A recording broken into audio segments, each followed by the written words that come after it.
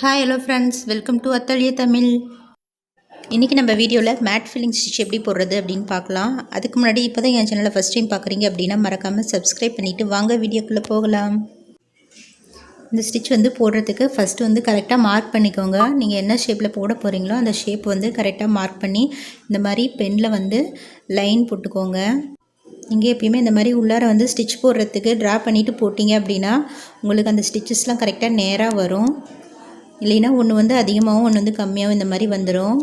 இந்த லைன்ஸ்லாம் பாருங்கள், கரெக்டாக இந்த நடுவில் கரெக்டாக அந்த லைன் போடணும். முன்னாடி போட்ட லைனுக்கு நேராக பாருங்கள் இந்த மாதிரி போட்டு வரணும்.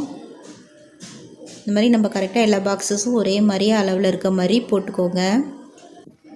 இந்த ஸ்டிச் போடுறதுக்கு ஃபஸ்ட்டு அவுட்லைன் போட்டுக்கோங்க. இந்த மாதிரி சுற்றி அவுட்லைன் போட்டு போடும் போது நம்மளுக்கு அந்த நேராக வரும், அந்த ஷேப் மாறாத வரும். அதனால் அவுட்லைன் போடுங்க. பாருங்கள், இப்போ ஃபுல்லாக அவுட்லைன் போட்டாச்சு.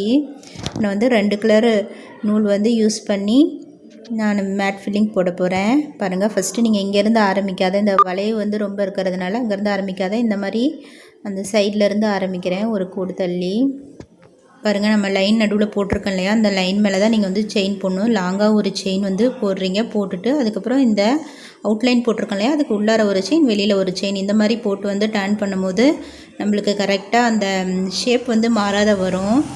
நீங்கள் இதே லைனில் ஒரு சமயம் லைட்டாக போட்டிருந்தீங்க அப்படின்னா நீங்கள் போடும் போது அந்த ஷேப் கொஞ்சம் மாறி வரும், முன்ன பின்ன இருக்க மாதிரி இருக்கும். இப்படி போட்டிங்கன்னா அந்த கரெக்டாக நம்ம என்ன ஷேப் போடுறோமோ அதே ஷேப்பே உங்களுக்கு கிடைக்கும். ஃபஸ்ட்டு இந்த மாதிரி ரொம்ப வளைவில் ஆரம்பிக்கும் போது இப்படி ஆரம்பிங்க. அப்படி இல்லைன்னா நீங்கள் நடுவில் இருந்து கூட ஆரம்பிக்கலாம். பாருங்கள், அடுத்த கலர் த்ரெட்டில் நான் போட போகிறேன். இப்போ உள்ளேருந்து ஆரம்பிக்கிறேன். அப்புறம் செயினுக்கு வெளியில் ஒரு செயின் போட்டு இந்த மாதிரி அந்த நம்ம லைன் போட்டிருக்கோம் இல்லையா, அந்த லைன்லேயே லாங் செயின் போடணும். பாருங்கள், அப்படியே டர்ன் பண்ணி மாதிரி நம்ம ஃபஸ்ட்டு போட்ட ஸ்டிச்சிலேயே பக்கமாக நெருக்கமாக போட்டு வரணும். நீங்கள் போட போகிற ஸ்டிச் நேராக வரணும். நீங்கள் சைடாக கேப் இருக்குது அப்படின்ட்டு ஒரு பக்கமாக பாருங்கள், இந்த பக்கம் நெருக்கியே போடக்கூடாது. டர்ன் பண்ணும்போது பாருங்கள், ஒரு 6 ஸ்டிச் போடுறீங்க, லைன் போடுறீங்க அப்படின்னா அதே 6 லைனே எல்லாத்துக்கும் போடணும். நீங்கள் அந்த லாங்காக போட்டிருக்க செயின் பாருங்கள், கரெக்டாக நம்ம அந்த பெனில் ட்ரா பண்ணியிருக்கோம் இல்லையா நடுவில் கூட, அந்த இடத்துலையே நீங்கள் போடணும். இப்படி போடும்போது உங்களுக்கு எல்லாம் ஒரே மாதிரி இருக்க மாதிரி இருக்கும். நீங்கள் இது ஃபுல்லாக ஒரே கலர்லேயும் போடலாம், 2 கலர் இந்த மாதிரி யூஸ் பண்ணியும் போடலாம். இது நீங்கள் 3 கலர் யூஸ் பண்ணியும் போடலாம். இந்த மாதிரி எப்படினாலும் போட்டுக்கலாம். இந்த ஸ்டிச் பீகாக்கோட விங்ஸ்க்கு போடலாம், அப்புறம் டச்சு பேர்டோட விங்ஸுக்கும் போடலாம், அழகாக இருக்கும் பார்க்குறதுக்கு. அப்புறம் மேங்கோ ஷேப்பில் இந்த மாதிரி கூட இந்த ஸ்டிச்சஸ் போடலாம். நான் இப்போ க்ரீன் கலர் த்ரெட்டில் போட்டுட்டேன். நீங்கள் இப்போ 2 கலர் யூஸ் பண்ணி போடும்போது நீங்கள் இப்போ ஒரு கலர் த்ரெட்டில் போடுறீங்க அப்படின்னா அந்த கலர் த்ரெட்டை போட்டு முடித்ததும் எண்ணட் போட்டுட்டு அதை கட் பண்ணிடுங்க. கட் பண்ணிவிட்டு அதுக்கப்புறம் வேறு கலர் த்ரெட்டு நீங்கள் போடுங்க. நீங்கள் அதே த்ரெட்டையே எண்ணட் போட்டுட்டு அடியிலே விட்டுட்டு போட்டிங்க அப்படின்னா நம்ம பக்கத்தில் ஸ்டிச்சஸ் போடும் போது உங்களுக்கு அந்த நீடியில் மாட்டிக்கிட்டே இருக்கும் அந்த த்ரெட்டு. அதனால் நீங்கள் அதை கட் பண்ணிவிட்டு போட்டிங்க அப்படின்னா உங்களுக்கு ஈஸியாக இருக்கும் போடுறதுக்கு. பாருங்கள், இப்போ முடிக்க போகிறோம். முடிக்கும் போது பாருங்கள், நீங்கள் அந்த ரொம்ப வளைவான பகுதியெல்லாம் ஸ்டிச்சஸ் கிராஸாக வர மாதிரி இருக்கும். நீங்கள் போட்டுக்கிட்டே இருந்தீங்கன்னா நெருக்கமாக போடணும் அப்படின்னு நீங்கள் போட்டுகிட்டே இருக்கும் போது அது கிராஸாக போகிறதுக்கு சான்ஸ் இருக்குது. இப்போ பாருங்கள், இவ்வளோ பக்கத்தில் போடாத, கொஞ்சம் அந்த நேருக்கே போடுங்க. நேருக்கே போடும் போது பாருங்கள், அந்த லாக் செயின் நேருக்கே போட்டு டர்ன் பண்ணும்போது உங்களுக்கு அந்த கேப் கொஞ்சம் வந்தாலுமே இங்கே மேலே போட போட அது அப்படியே நெருக்கமாகிடும்.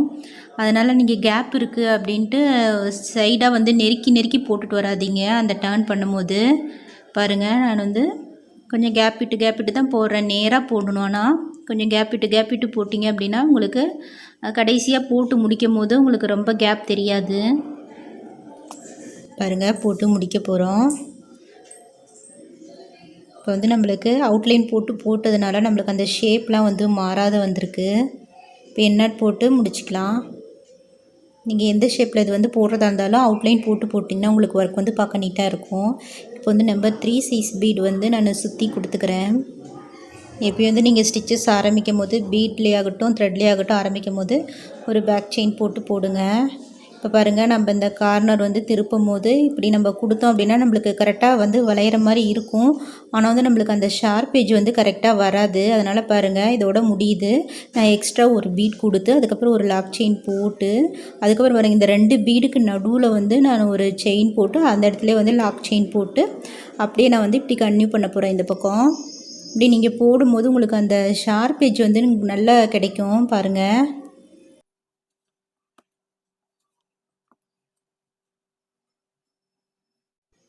இப்போ பாருங்கள், முடிக்கும் போது நம்ம இப்படி கொண்டு வந்து முடிக்கிறோம். இதோடய வந்து நம்மளுக்கு வந்து ஃபுல்லாக கவர் ஆயிடுச்சு. இருந்தாலும் வந்து நீங்கள் இன்னொன்று பீட் கொடுக்கும் போது அந்த ஷார்ப் வந்து கரெக்டாக வரும் பாருங்கள். இப்போ வந்து நம்மளுக்கு அந்த வளைவு வந்து கரெக்டாக வந்திருக்கு.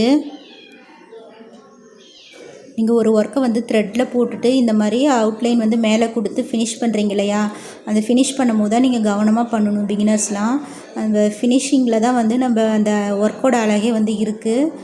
நீங்கள் உள்ளார த்ரெட் ஒர்க் வந்து கொஞ்சம் கோணையாக அந்த மாதிரி கேப்பிட்டு பண்ணியிருந்தாலுமே நீங்கள் மேலே வந்து பீட் ஒர்க் வந்து கரெக்டாக ஷேப்பாக கொடுக்கும்போது உங்களுக்கு அந்த ஃபினிஷிங் வந்து அழகாக இருக்கும். அதே மாதிரி சீனி பாசியோட கொஞ்சம் பெரிய பாசிலாம் வந்து ஒரு பீடாக கொடுத்து ஸ்டிச் பண்ணுங்கள். சீனி பாசி வந்து 2 பீடாக கொடுத்து ஸ்டிச் பண்ணுங்கள். அப்படி ஸ்டிச் பண்ணும்போது உங்களுக்கு ஒர்க் பார்க்க நீட்டாக இருக்கும். இந்த மேட் ஃபில்லிங் ஸ்டிச் வந்து 2 டைப்பில் போடலாம். இந்த மாதிரி போடலாம்.